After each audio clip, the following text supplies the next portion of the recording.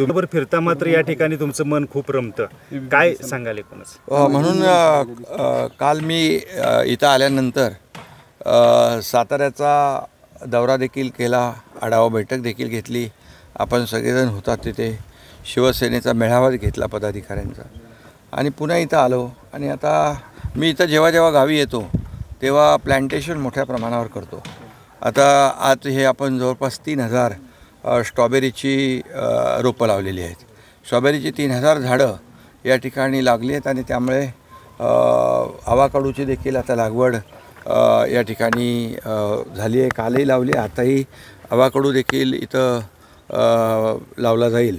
त्यामुळे आमच्या गावात आल्यानंतर ते आपोआप माझे पाय आणि हात जमिनीकडे वळतात.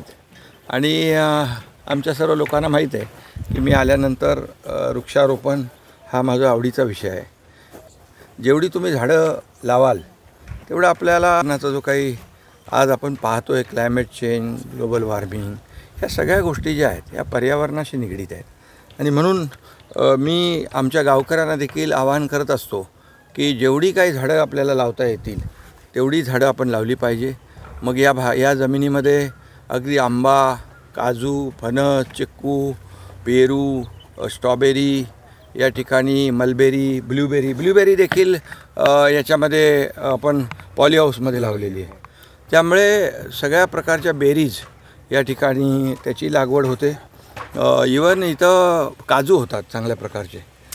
या ठिकाणी पपईचं मोठं चांगलं पीक येऊ शकतं आणि मोठ्या प्रमाणात ती झाडं लावली. नारळाची झाडं आपण लावली आहेत, सुपारीची झाडं लावली आहेत. त्याचबरोबर चंदन आहे, रक्तचंदन आहे, अगरवूड आहे. इवन आता सफरचंदाचं लागवड आम्ही केली. त्या सफरचंदाला देखील झाडांना फळं लागली. आता देखील फुलं त्याला येत आहेत.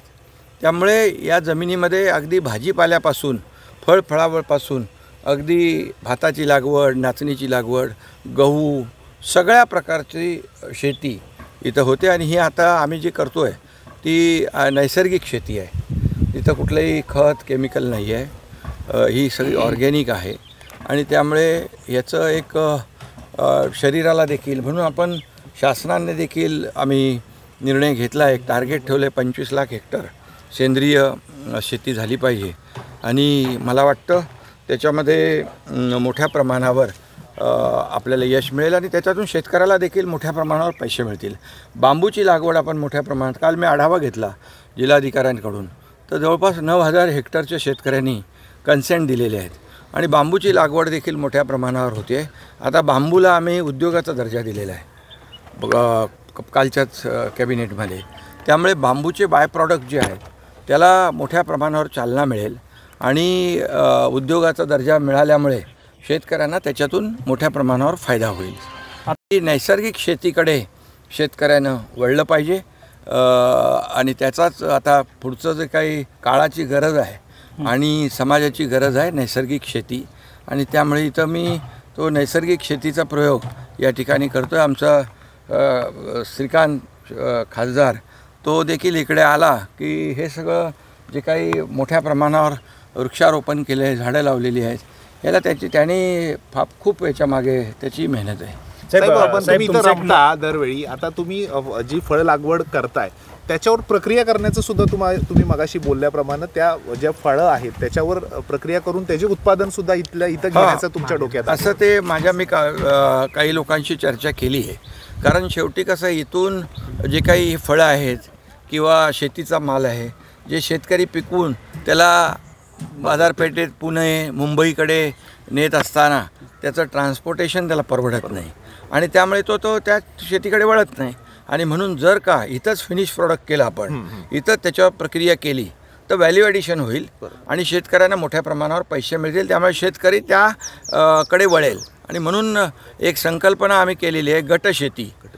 शेतीचं क्लस्टर करायचं, एक 50-100 शेतकऱ्यांना एकत्र करून त्यांना जी काही मदत करायची ती मदत आपण करू आणि ते जे येणारं जे क्रॉप आहे, पीक आहे, फळं आहेत, त्याचं इथंच प्रोसेसिंग करू आणि त्यामुळे ते व्हॅल्यू ॲडिशन झाल्यामुळे याचा बेनिफिट शेतकऱ्यांना होईल.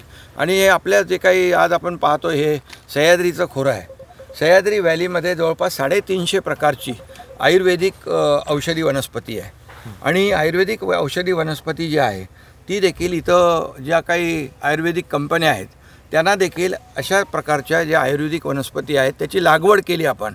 जंगलामध्ये तर आहेच, परंतु त्याची लागवड देखील आपण केली तर मोठ्या प्रमाणावर शेतकरी त्याच्याकडे आकृष्ट होईल. कारण शेवटी बायबॅक पद्धत असली पाहिजे, म्हणजे शेती केलेली त्यांनी त्याला विक्री असली पाहिजे, डिमांड असलं पाहिजे. आणि म्हणून आम्ही ते देखील या ठिकाणी प्रक्रिया या सर्व फळांवर प्रक्रिया करण्याचं देखील ह्याच्यामध्ये नियोजित आहे आणि ती देखील सुरुवात होईल. लागवड जी आहे ती आज नेमकी स्ट्रॉबेरीची केली कोणती जात आहे आणि कशा ती R1 जात आहे, R1. आणि याला चांगली फळं येतात आणि फळांची चव देखील गोड असते. त्यामुळे मोठ्या प्रमाणावर या ठिकाणी ह्याच्यातून उत्पादन मिळेल.